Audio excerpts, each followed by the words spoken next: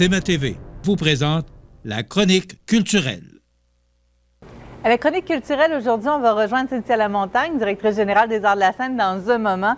Le temps de parler avec Raymond Saint-Jean, le réalisateur du film Crépuscule pour un tueur, qui est paru sur les écrans vendredi dernier. Raymond Saint-Jean est un réalisateur de fiction. Il a fait beaucoup dans le documentaire aussi. C'est comme un peu si avec Crépuscule pour un tueur, il avait jumelé ces deux genres. À vous de juger. Le long-métrage Crépuscule pour un tueur de Raymond Saint-Jean prend l'affiche le 10 mars et on s'entretient justement avec le réalisateur Raymond Saint-Jean. Bonjour. Bonjour. Mais je suis contente de pouvoir vous parler. C'est un film vraiment intéressant que vous venez de préparer et que vous allez lancer dans les prochains jours. De quelle façon vous est venue l'idée de la création de ce film-là? Oui, moi, il y a quelques années, j'ai fait beaucoup de documentaires dans ma vie. Je suis reconnu comme un réalisateur de documentaires. Il y a quelques années, j'ai eu l'idée de revenir à la fiction. J'avais fait quelques films de fiction dans ma vie, surtout des moyens-métrages. Là, je savais que je m'embarquais dans, si on comprend, l'écriture du film, le financement, la production, évidemment, toute la post-production. C'est plusieurs années de travail où j'allais à devoir porter devant moi, avec moi, ce film sur mes épaules. Donc, il faut être motivé. Il faut travailler avec des sujets dans ce temps-là qui nous intéressent, qui nous passionnent. Moi, quand j'étais jeune, j'aimais beaucoup toute ma vie, j'ai toujours aimé ce genre de film-là, ce qu'on appelle les drames criminels ou les films de gangsters. Puis jeune, je connaissais un peu l'histoire des frères Dubois, l'histoire de Donald Lavoie. Il y avait à l'époque, la scène criminelle était vraiment très couverte par les journaux comme Photopolis, Allopolis, même le Journal de Montréal occupait énormément d'espace à ces histoires-là parce que la criminalité des crimes organisés les groupes organisés étaient très importantes à Montréal, puis il y avait énormément d'homicides aussi. Juste en 1976, on dit qu'il y a eu 106 meurtres sur l'île de Montréal, ce qui est un sommet au 20e siècle. Donc, il y avait là une matière que moi je trouvais intéressante. Puis quand plus tard est arrivé vers la fin des années 70, début des années 80, quand le personnage de Donald Lavoie a été connu parce qu'il avait décidé de témoigner contre ses associés, là, il y a eu des livres qui ont été publiés. Donc, j'étais déjà en connaissance je connaissais déjà ce récit-là. Puis quand est arrivé le temps de faire un film, je disais, je vais aller plonger dans des choses qui m'intéressent. C'est une histoire qui n'a pas été racontée. C'est une histoire qui mérite d'être racontée aussi à cause du personnage, qui est un personnage très fort. C'est un type qui a fait des entrevues à la télé, il avait une personnalité très forte, un certain charisme. Aussi parce que c'est autour de lui que s'est organisé les premiers programmes de protection des témoins qui n'existaient pas à l'époque. C'est aussi un des premiers délateurs devenus témoins pour la couronne, dont la preuve a été acceptée en cours. Donc, il y a eu quand même des avancées judiciaires autour du personnage, au-delà on pourrait appeler ses aventures, au moment où il entre en conflit avec le patron de son groupe criminel, Claude Dubois. Un bon personnage, une bonne histoire. Tonight we'll meet, for the first time on television, one of Montreal's most notorious underworld hitmen. I found it so easy. A man's life is so easy to take away. Personne d'autre qui est au courant. Je sais que toi, je peux te truster. Pas Frankie, ça? Cash ou pas cash, je veux plus y voir la face à Pelletier. Arrête de freaker, là. Je veux savoir ce qui arrive avec le cash. C'est qui, ce gars-là? Pelletier? Ils disent que la fille a reçu 20 coups de couteau. Depuis quand tu laisses ta chambre-là, toi? Mais c'est une façon comme l'autre de savoir ce qui se passe avec toi. Dans le fond, toi, c'est Dubois pis sa gang, ta vraie famille, hein? Hey, Crévin! Votre père, c'est à peu près la pire affaire qui est arrivée dans notre vie. Ton frère a appelé. Il dit qu'il est sur un gros coup. Besoin de cash, faire un livre. Puis après ça, tu me verras plus. Combien t'as besoin? Ton frère, il est pas très stable, Donald. C'est le temps de faire un exemple. Non, non, pas ça. Posez les pas! Il est pas fini avec!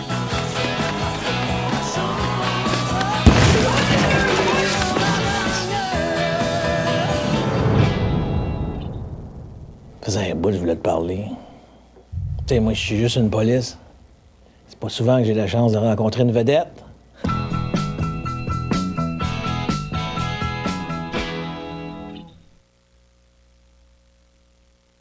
Évidemment, si vous voulez voir l'entrevue complète que j'ai réalisée avec Raymond Saint-Jean, réalisateur de Crépuscule pour un tueur, c'est très simple. Vous vous rendez à cmatv.ca ou encore via notre page Facebook. C'est disponible depuis la semaine dernière. On va continuer par les cinémas, mais de tout autre film maintenant. Bonjour Cynthia. Salut, comment ça va? Bien, ça va très bien. Oui. On commence, c'est vraiment un autre genre, je disais, c'est pas mal plus sexy. Oui, légèrement. Donc, depuis mardi, on présente Magic Mike, La dernière danse. Alors, c'est ce qu'on fait jusqu'à jeudi. Un film qu'on a déjà vu depuis 2 fois. Donc, c'est le troisième volet, troisième et dernier. Donc, c'est à voir jusqu'à jeudi. Sinon, vendredi, le 17 mars et jusqu'au 23 mars, c'est le film de Marvel, donc Ant-Man et la Guêpe, donc qui sera présenté pendant une semaine. Alors, c'est sur les ondes, en fait, sur l'écran de la salle Promutuelle Assurance. Et donc, c'est le dès troisième vendredi. aussi. Voilà. On est concept. On est Totalement. dans les trilogies. Et je fais juste un petit rappel aussi que le samedi, la représentation du samedi à 13h30, ça sera un cinéma optimiste. Donc, le Club Optimiste de Montmagny offre 50 billets aux jeunes de 17 ans et moins. Donc, c'est vraiment pour les gens qui se présentent directement sur place. Donc, les billets offerts par le club ne sont pas disponibles via Internet. Donc, il faut vraiment se présenter directement au cinéma le soir, bien pas le soir, mais l'après-midi de samedi. Et un petit rappel aussi que les mardis, c'est toujours 2 pour 1 pour les membres de la coop IGA. Donc, voilà, c'est mes rappels cinéma. Sinon, on débute le 24 mars un film québécois, donc le film de Francis Leclerc, Le Plongeur. Donc, un drame en fait pour les 13 ans et plus.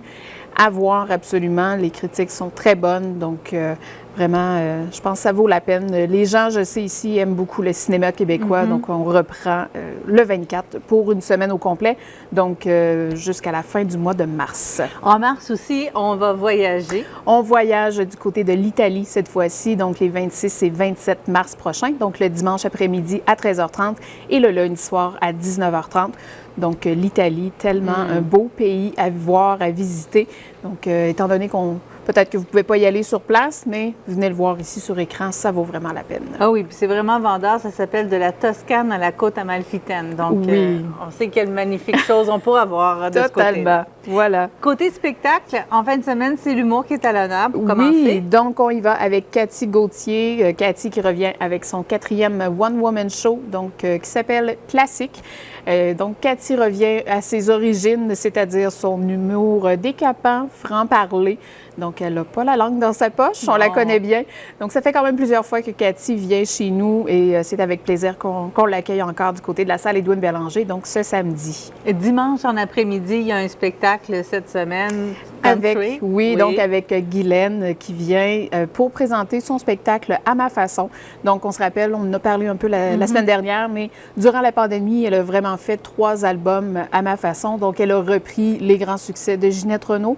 Elle a repris aussi Céline Dion et les grands classiques où les gens, en fait, son public, ce qui aimait de elle.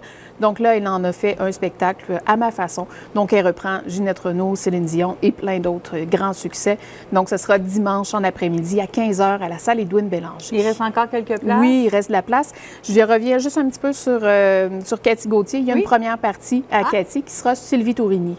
Donc, mon Dieu, qu'on aime bien. Oui, elle est déjà connue. Ça, c'est étonnant. Qui fera, c'est ça, peut-être un 15-20 minutes tout juste avant Cathy Gauthier. On passe la semaine et le vendredi 24 mars, ce sera en chanson cette fois-ci. En chanson, donc, avec Alicia Moffett, qui est adorée des plus jeunes, mais même des plus vieux aussi. Donc, Alicia qu'on a pu découvrir à La Voix, entre autres. Je crois que ça date de 2015. Donc, ça fait quand même plusieurs années qu'on l'a vu passer. Vraiment les premières années de La Voix. Vraiment, vraiment. Donc, très beau spectacle, très belle voix, donc auteur, compositeur et interprète. La grande majorité de ses chansons sont en anglais, bien entendu, mais elle a une voix très puissante, mélange de pop, de R&B, de soul, donc artiste à découvrir. Et il y aura aussi une première partie, vraiment un autre artiste à découvrir, qui est un peu dans le même penchant de Alicia, qui s'appelle Pelch, donc qui sera là aussi en première partie.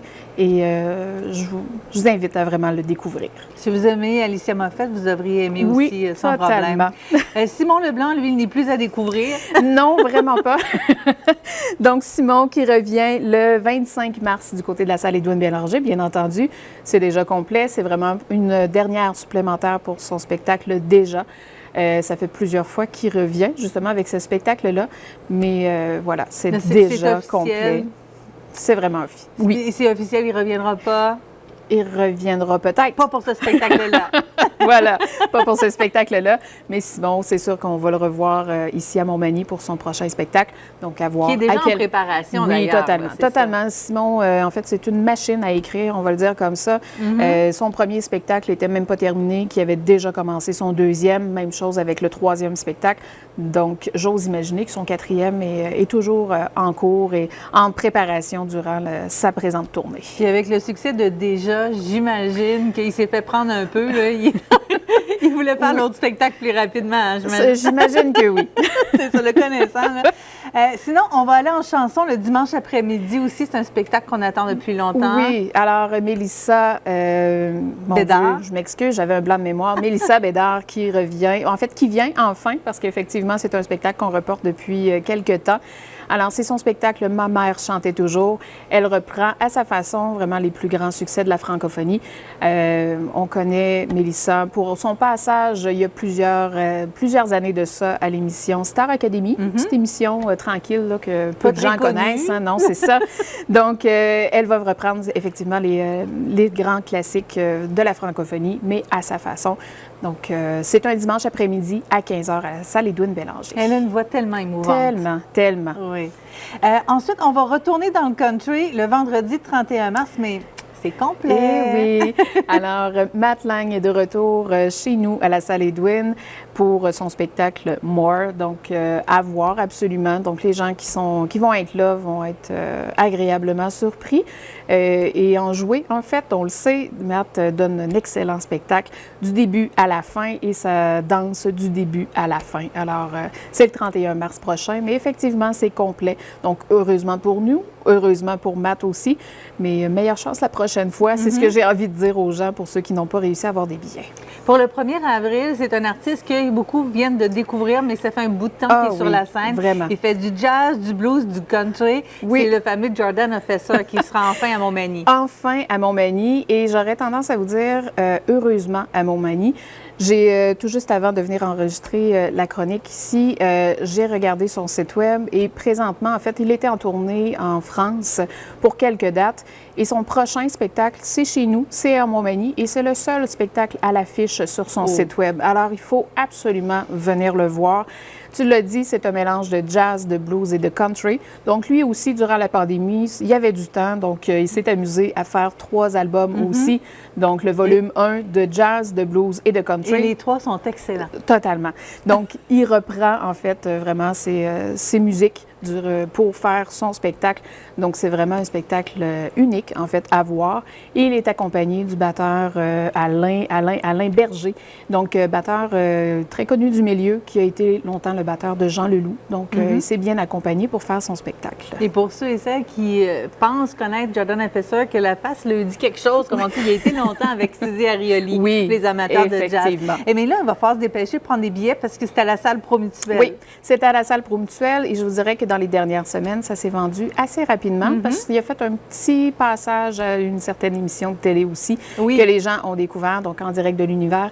Donc, ça fait en sorte que les gens l'ont découvert et pour vrai, c'est un artiste qui est venu souvent à Montmagny, mais là, il faut vraiment pas le manquer.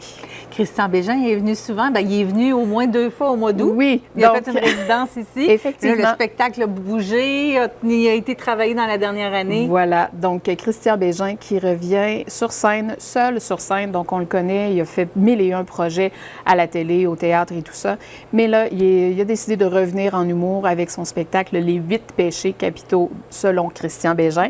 Alors, on le sait, il y en a en fait 7, mais lui, il en a trouvé trouver un 8e. Et pour savoir c'est quoi le 8e péché capitaux, mais il faut vraiment venir voir le spectacle. C'est lui qui va vous le dire lui-même. Et c'est le vendredi 7 avril. Oui, à la salle Édouine Bélanger. Et pour compléter, on peut y aller rapidement parce que c'est complet. Oui. C'est Michel Barrette qui sera là le samedi 8 avril. Le 8 avril, donc l'humour de ma vie, l'ultime tournée de Michel Barrette. Donc, possiblement que vous allez le revoir bientôt, mais peut-être dans une autre formule pour certains spectacles. Merci beaucoup, Cynthia. Merci à toi. On reparle ensemble d'art et spectacle et de spectacles dans la région, justement, dans une semaine. C'est un rendez-vous.